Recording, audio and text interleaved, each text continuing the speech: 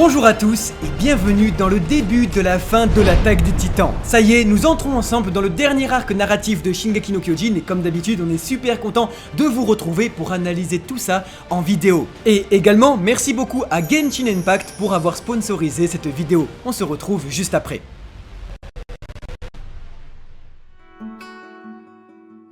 Vous savez, il est fort dangereux de sortir de chez soi. On prend la route et si on ne regarde pas là où on met les pieds, on ne sait pas jusqu'où cela peut nous mener. Là est la poésie des paysages de Teyvat et la richesse du gameplay de Genshin Impact. Le jeu au monde ouvert, multi-récompensé, où la nature sera un personnage à part entière, avec 7 pouvoirs élémentaires qui seront des atouts indispensables dans la découverte de magnifiques régions remplies de centaines de secrets à explorer, de grandes villes à découvrir et de quêtes à réaliser. Le tout avec des dizaines de personnages différents à contrôler, améliorer et personnaliser, et chacun a sa propre histoire à raconter. Un environnement avec lequel il sera possible d'interagir en profondeur. Vol, cuisine, escalade, nage, partez au-dessus des collines et sous les étoiles, à travers des terres et par-delà les ruisseaux, jusqu'à rencontrer enfin les tout nouveaux personnages de 5 étoiles du jeu. Laissez-moi vous présenter Yaemiko, Lady Guji du grand sanctuaire Narukami, Raiden, shogun de la région de la Sérénité, et Sangomiya, la luminescence dérivante. Ensemble, partez découvrir de nouveaux monstres et boss tout droit venus de l'obscurité. Enfin, grâce à la Sérénitière, il est maintenant possible de créer vos propres bâtiments et de les personnaliser avec des meubles, des décorations, des plantes, des animaux et plus encore. Faites preuve d'imagination et de créativité pour concevoir votre propre domaine et le montrer à d'autres joueurs. Disponible sur PS4, PS5, Android et iOS, venez découvrir des événements uniques, de nouvelles armes et de nouveaux équipements en cliquant sur le lien dans la description et en rentrant le code cadeau pour obtenir 60 primogèmes et passer directement au niveau 5 d'aventure. Genshin Impact, un nouveau monde vous appelle.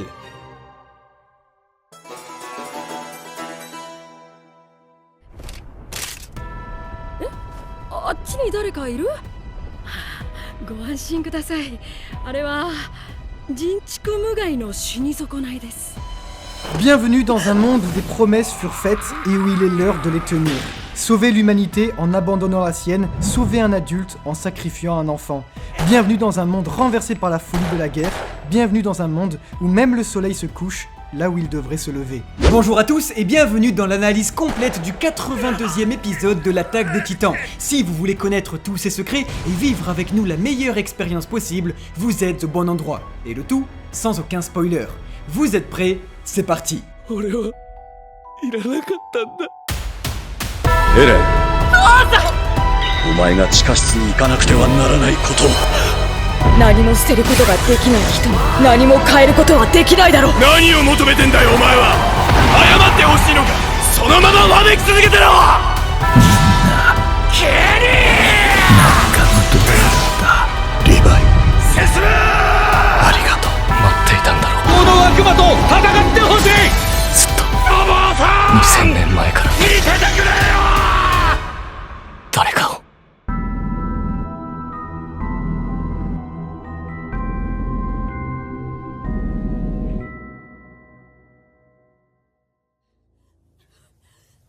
何やってる兄。休むな。そんなことで使命が果たせると思ってるのか。聞いているのか兄。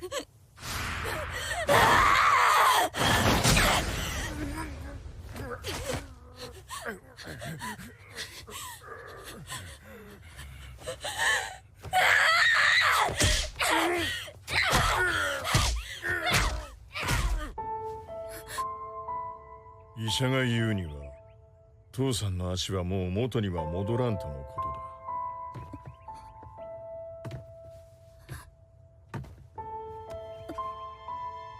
とだ。よくやったな兄。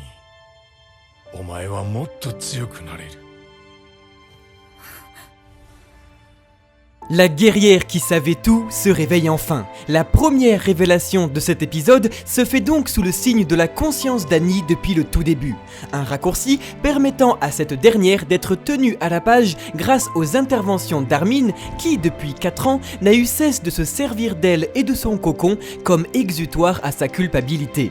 Ainsi, les gestes les plus intimes ne sont pas épargnés et depuis le début, Annie sait, oui, qu'Armin est amoureux d'elle.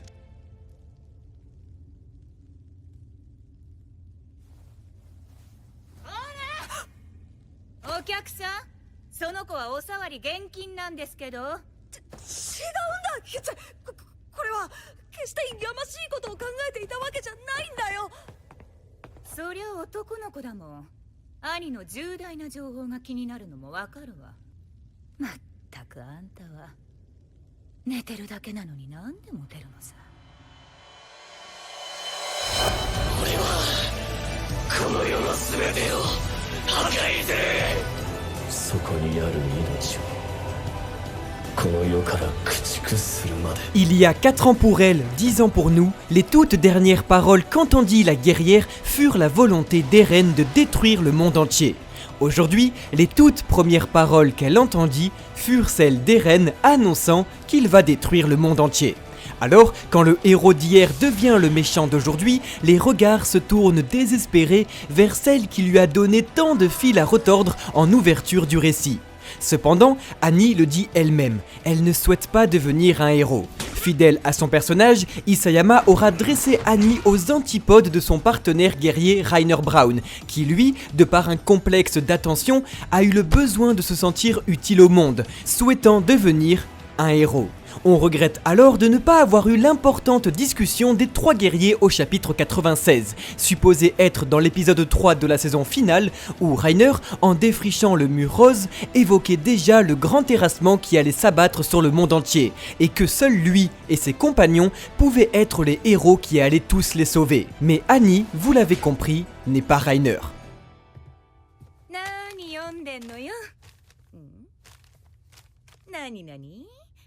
よう兄、憲兵団はどうだ。こっちは壁外調査を控えて訓練の真っ最中だ。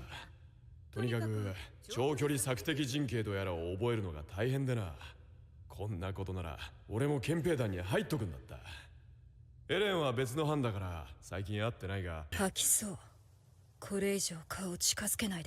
En effet, Annie n'a comme ambition que celle de tenir sa promesse et de rentrer chez elle. Une promesse de réunir un père et sa fille qui aura cependant séparé par la mort de nombreuses familles. Et Hitch pense à le lui rappeler. Oui, Annie est une tueuse de masse. Cette lucidité terrifiante, Berthold Hoover l'épousa un instant en saisissant l'absurdité de ce monde. En effet, après avoir évoqué pour la toute première fois le mot de démon au final de la saison 2, bien avant que nous sachions ce qu'était un Eldien ou qu'il existait des hommes au-delà des murs, Berthold reprit sa déclaration plus tard en saison 3. Finalement, vous n'avez rien fait de mal pour mériter ce surnom, mais malgré tout, il vous faut tous mourir. Aujourd'hui, Eren Yeager partage ce sentiment après avoir lancé ses titans malgré la découverte de civils innocents au-delà des eaux. Oui, rien de tout cela n'est personnel. Si le cas d'Eren Yeager, nous le verrons au fil de la saison, nous réserve des surprises, comme son compagnon guerrier, Annie, elle, est pragmatique, à la différence que la guerrière ne l'est que pour une promesse. Sans elle, son monde s'écroule. Berthold le savait, face à l'absurdité de ce monde, il ne faut pas se poser de questions, il ne faut pas hésiter, car ce qui doit être fait, doit être fait. 一番強そうなやつを倒して戦意を奪う。正解だ、エライザーニー。なさなければならないことは何があってもなさなければならない。そのために俺たちは全力を尽くすんだ。いいな、兄。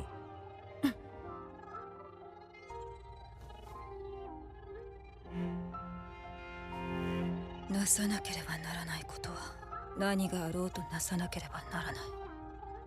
そのためには多くの血が流されなければならない。分かってるよ、そんなこと。Annie Leonhardt ou l'absence totale de culpabilité, un comportement inculqué par son père dès le plus jeune âge. Annie doit frapper et devenir plus forte en frappant. Ce qui doit être fait doit l'être. Voilà les ordres d'un père qui comprit que sa fille pouvait lui offrir la nationalité Mar et que pour cela, il suffisait d'en faire une machine qui accomplirait les missions de la nation, à savoir exécuter la menace eldienne le plus efficacement possible. Mais le père d'Annie n'en a finalement que le nom, et parce que le cycle de la souffrance puise son nid dans les plus petites intimités, Monsieur Leonhardt est, comme sa fille adoptée, un Eldien conçu illégitimement. La souffrance d'un homme se transmet donc à sa fille lorsque, dans le besoin de s'extirper de son malheur, il décide au final de le lui transmettre. Voilà un terrible geste égoïste qui s'exprimera en ultime mesure par la demande de faire du monde entier son ennemi afin qu'elle puisse s'assurer que seul son papa l'aime pour toujours. L'amour trouve parfois des moyens bien cruels de s'exprimer et aujourd'hui, nous comprenons enfin le lien unique et si puissant qui unit ces deux personnages. Un lien d'une toxicité rare qui trouvera son aboutissement dans des excuses qui ne permettront qu'au père d'avoir la main mise sur le départ de sa fille. Car après 100 coups de pied, une belle parole peut faire naître l'espoir le plus fou dans le cœur d'une petite fille qui ne cherchait qu'en réalité à satisfaire son père. いや、私と私の父親だって十分奇妙か。辛いか兄。しかし全ては使命を果たすためだ。使命を果たすことがお前がこの世に生を受けた意味だ。絶対服従。私と父親の間にはその言葉しか存在しなかった。 Fidèle à la volonté d'Hajime Isayama, la relation entre Annie et son père puise son intérêt dans son ambiguïté. Les Ackerman sont-ils vraiment des soldats génétiquement modifiés par le roi Fritz pour protéger des maîtres, ou bien sont-ils simplement comme tout le monde, amoureux de quelqu'un qu'ils souhaitent défendre? Armin est-il réellement amoureux d'Annie, ou bien est-ce les souvenirs de Bertholdt qui déteignent sur lui à travers le titan colossal? Monsieur Leonhardt est-il vraiment le père d'Annie qui a eu une relation au-delà du camp de Levelio, ou bien est-ce un homme terrifié de se faire abandonner une seconde fois dans les horreurs du camp d'internement comme lorsqu'il était petit garçon? Mais finalement, l'amour d'un Ackerman, même s'il est le fruit d'une modification génétique, n'est-il pas tout aussi légitime que celui des autres? Finalement, si Bertholdt Hoover déteint sur Armin Arlert, les sentiments qu'il possède pour Annie ne sont-ils pas tout aussi réels? Finalement, un homme qui éduque une fille toute sa vie n'en devient-il pas le père? C'est dans cette ambiguïté propre à l'auteur qu'Annie n'a plus qu'un seul objectif en tête: rentrer à la maison. Nous ne pouvons qu'être émus en repensant au dernier épisode de la première saison où les regrets de Monsieur Leonhardt nous étaient livrés pour la première fois. C'était il y a presque 10 ans, nous pensions qu'Annie venait d'un village caché dans les murs avec le colossal et le cuirassé, nous ne savions rien, et pourtant, parce qu'elle ne dévoilait rien, l'intimité, elle, ne nous était pas épargnée.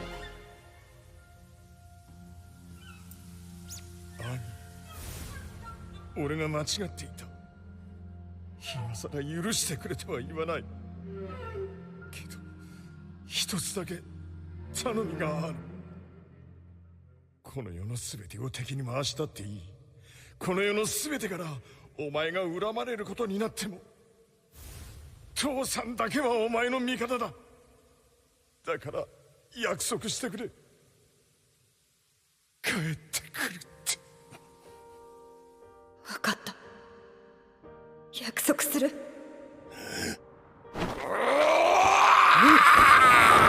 Eren se demandait avec les spectateurs: pour quelle raison te bats-tu? Pour quelle noble et grande cause décides-tu de tuer autant de gens? Le mystère à l'époque était total. La relation père-fille détonnait donc d'une force formidable avec les horreurs qu'elle avait commises, et nous prouvait que rien n'est blanc ou noir. Ainsi, le personnage d'Annie évolue autour de cette promesse.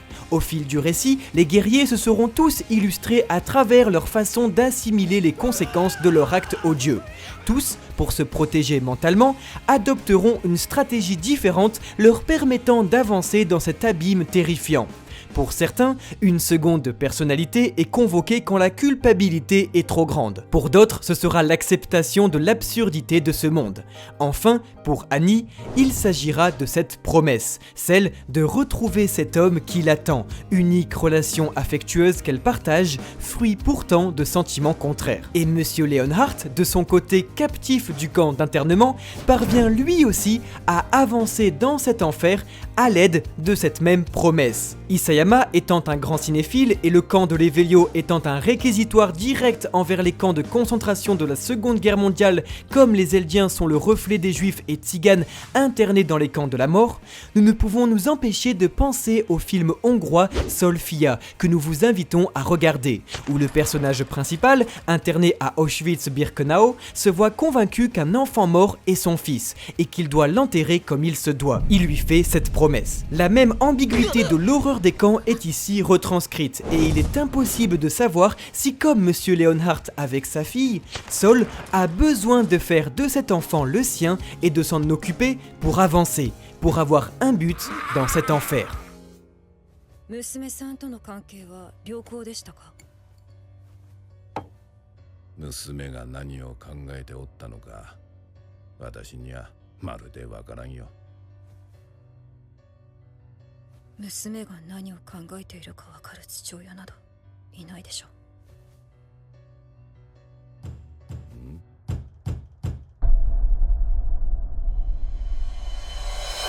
お前、これが本当に人類のためだと。その一歩になると信じている。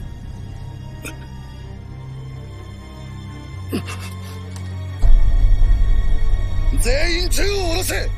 奴には手錠を。はっ。一体どうなってるんだ。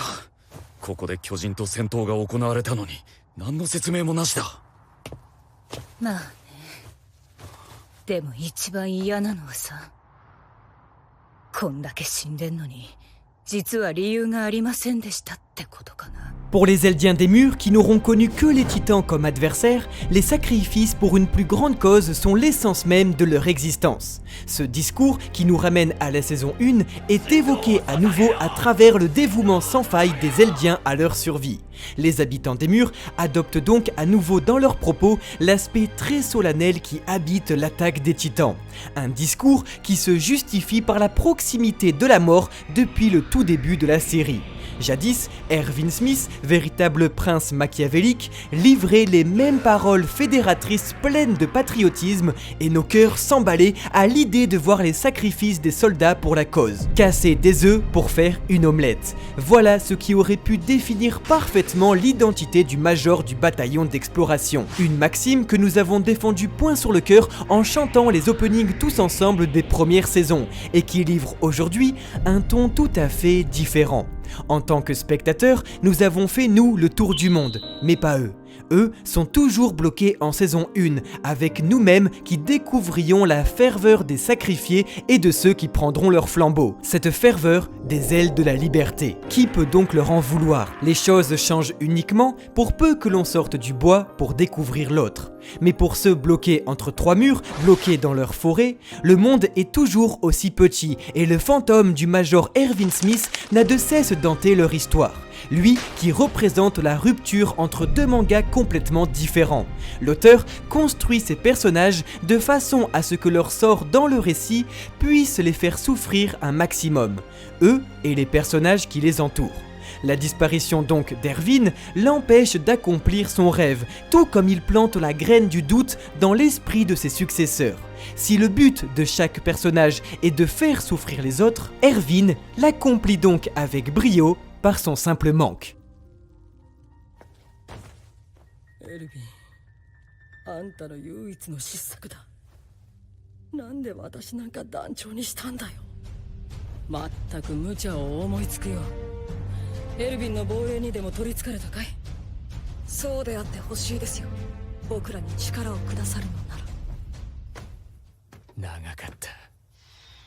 エルヴィン、あの日の誓いをようやく果たせそうだ。今、答えが出た。生き返るべきだったのは僕じゃなかった。Si Erwin était là, il saurait nous guider, mais avec un si, l'on peut refaire le monde. Un blond pour accomplir la volonté d'un autre. 4 ans après la mort du Major, Armin continue de réfléchir de façon très pragmatique, à savoir trouver les chemins de pensée les plus efficaces pour résoudre une situation très complexe. Le cuirassé et Charrette sont à l'équation une inconnue trop dangereuse pour que le facteur Gabi puisse être laissé de côté. Et pour cela, il faut que la variante Falco soit protégée. Parce que l'un va dormir pendant 2 jours, un autre se doit de redoubler d'efforts. Erwin Smith avait pour habitude de redoubler d'efforts pour avoir un train d'avance sur ses adversaires. Et désormais, Armin saisit que les titans n'ont jamais été aussi affranchis des juridictions qui les enchaînaient. La grande guerre des titans ayant eu lieu il y a 111 ans peut éclater à n'importe quel instant, et le successeur spirituel du Grand Major est le premier héros principal à comprendre que les erreurs du passé ne peuvent être réitérées. Le cycle de la haine et de la vengeance se doit d'être brisé. Mais Armin n'est pas Erwin, et le soldat ne parvient pas à gérer ses émotions dans une situation où n'importe qui aurait perdu son calme bien avant lui. Face au désespoir, il est important que chacun puisse agir au plus vite, et l'incapacité de Mikasa à réfléchir par elle-même fait ressortir les angoisses d'Armin vis-à-vis de son ami de toujours. Levi, Angie, Nicolo, Gabi, les Azumabito, Falco, Jean, Connie, alors que des milliers de personnes risquent la mort chaque seconde, l'intérêt de Mikasa se porte uniquement vers le seul être vivant sur Terre dont la sécurité n'est plus à assurer. L'affect s'empare donc naturellement du personnage qui perd son sang-froid, car si Erwin Smith était là, il saurait nous guider. Mais avec un si, l'on peut refaire le monde.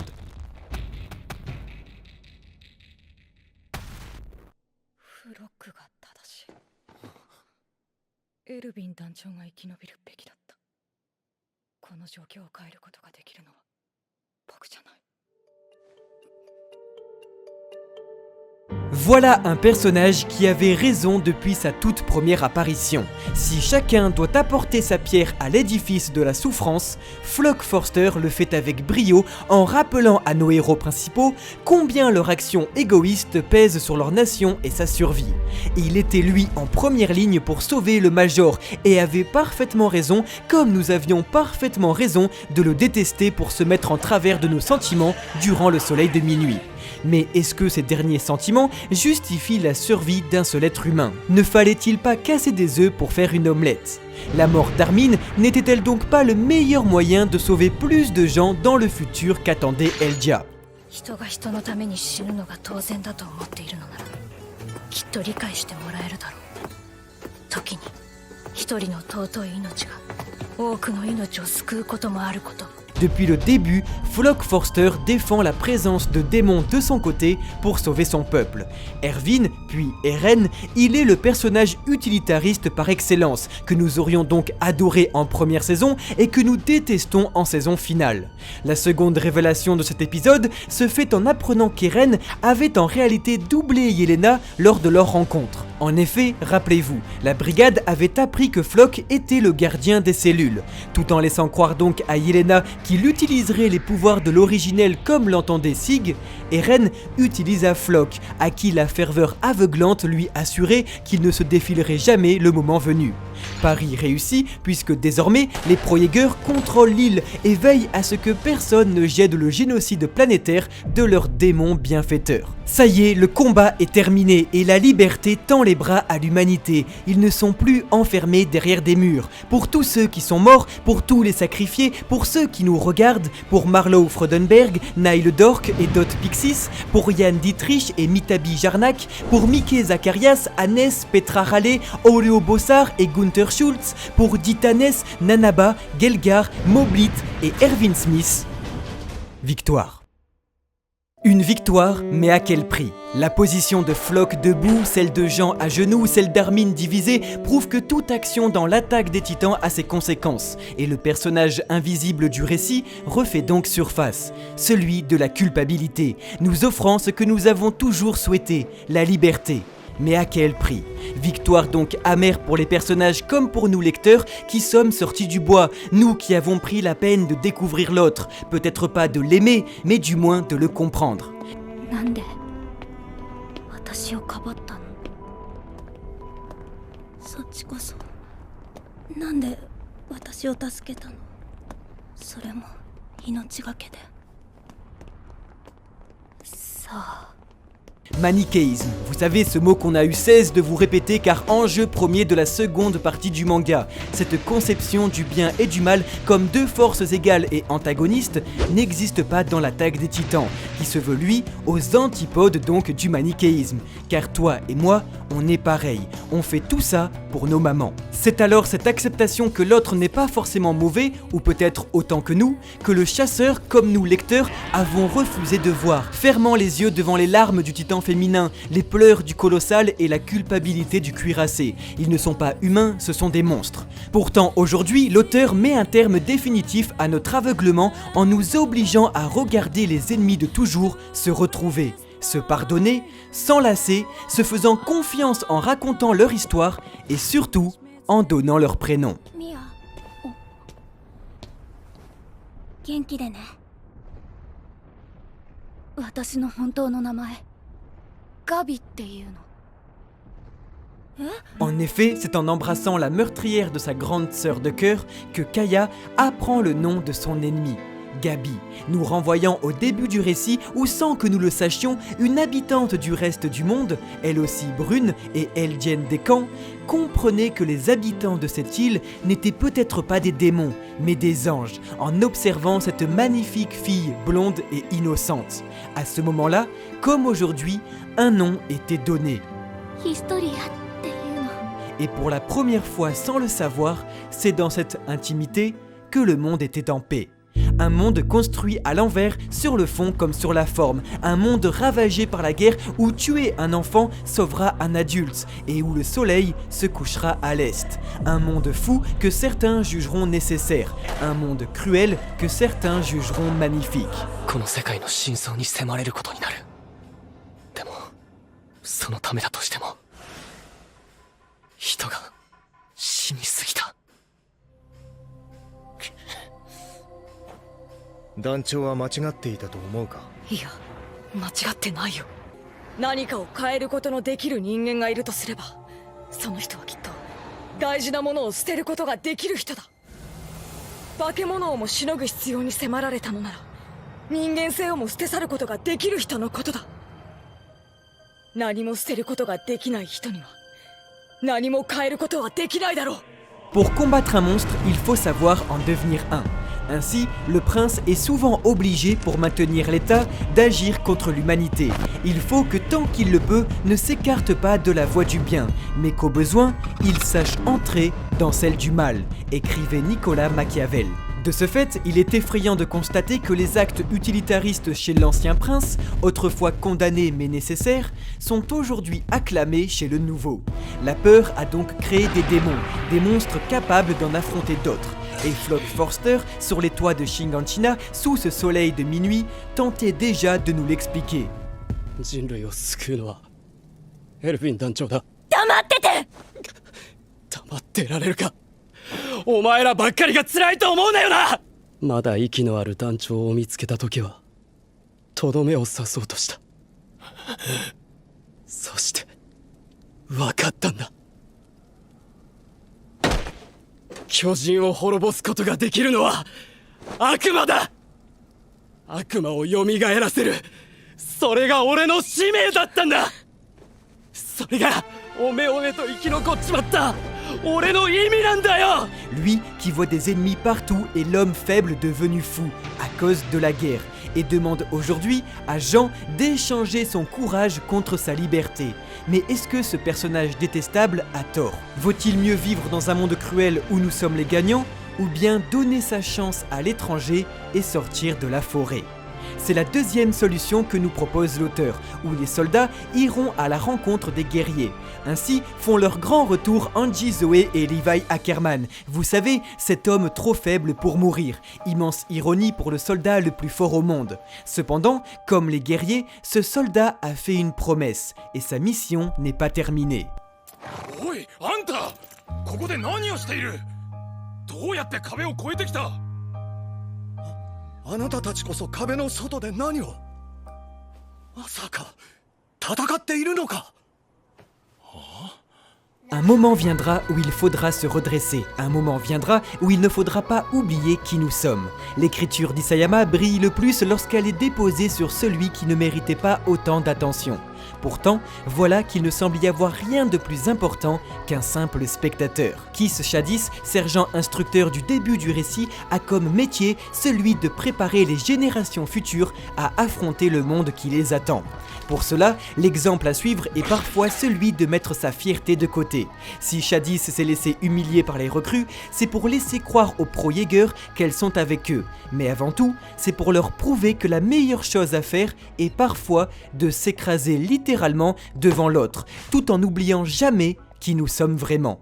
Car viendra le jour où il faudra se redresser, celui où il vous faudra faire front, quand les étoiles se seront alignées et qu'alors la tête haute, vous vous opposerez à l'autorité, clamant haut et fort que depuis ce jour, vous n'avez eu cesse d'être vous-même. Manifestant donc qu'aujourd'hui, et parce que vous êtes né dans ce monde, vous êtes spécial. Parce que vous avez été entraîné par le meilleur du passé, vous pouvez façonner le futur à votre image. Et comme votre image le fut grâce à lui, vous incorporerez un peu de Kiss Shadis dans votre futur. En attendant, et parce que ce jour viendra à n'en pas douter, il n'y a aucun mal à n'être qu'un simple spectateur.